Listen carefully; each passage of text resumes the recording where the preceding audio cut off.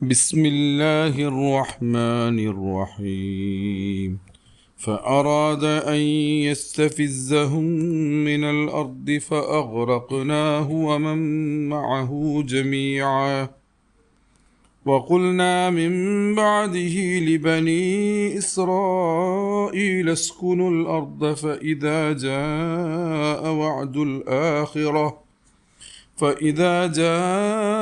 وعد الآخرة جئنا بكم لفيفا. പരമകാരുണികനും കരുണാവാരിധിയുമായ അള്ളാഹുവിൻ്റെ നാമത്തിൽ.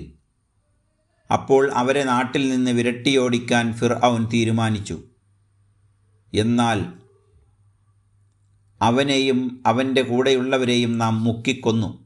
അതിനുശേഷം നാം ഇസ്രയേൽ മക്കളോട് പറഞ്ഞു, നിങ്ങൾ ഈ നാട്ടിൽ പാർത്തുകൊള്ളുക. പിന്നീട് പരലോകത്തിൻ്റെ വാഗ്ദത്ത സമയം വന്നെത്തിയാൽ നിങ്ങളെയെല്ലാം ഒരുമിച്ച് കൂട്ടി കൂട്ടത്തോടെ കൊണ്ടുവരുന്നതാണ്.